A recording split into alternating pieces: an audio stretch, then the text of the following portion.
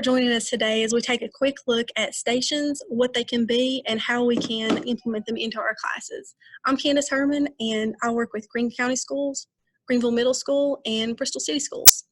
And I'm Linda Stewart, and I work with Cocke County Schools and Sevier County Schools.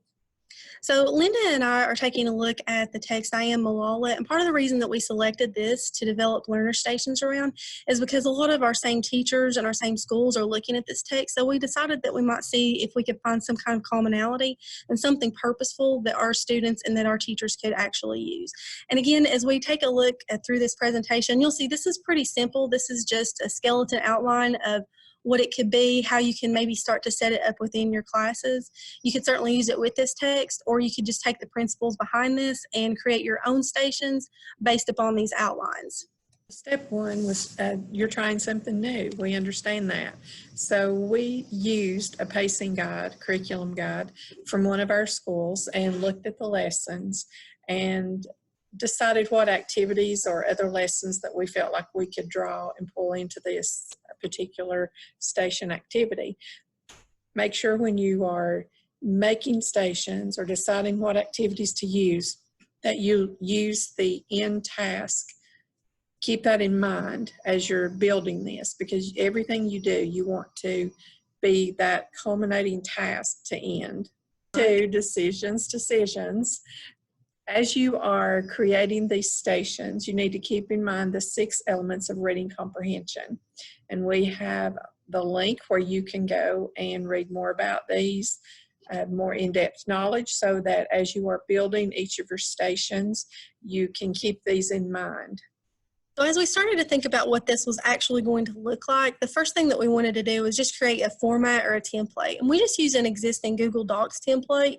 And you can see it at the screenshot over on the right side. There's nothing terribly fancy about it. We just wanted a way that we could organize what we wanted our kids to achieve with each task, and some way that we could monitor what it is that they were doing.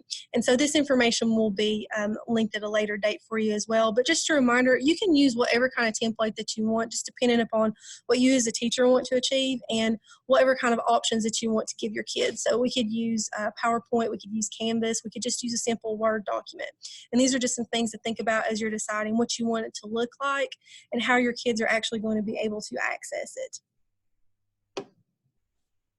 So in implementing the stations, you want to keep a few things in mind. You'll want classroom management to be number one, foremost in everything that you're working towards. You want to consider the materials, make sure everything's printed, ready, online, everything's ready to go. Just remember that you want to have everything prepared, ready for your students, so there's no downtime, wait time, because as we all know, kids will get into mischief and chaos will ensue if we're not careful. All right, guys, and that is what we have for you for implementing stations. Again, as you review this later, you can see that this is just really simple, and it's just giving us an overlay and overview of what we want it to look like and how we want to organize this. And I'm sure that you guys will take this and make it your own. Once again, at a later date, we will have this and some other information for you about stations linked on our Rural Life page. And thank you guys again for taking just a quick minute for us to go over stations.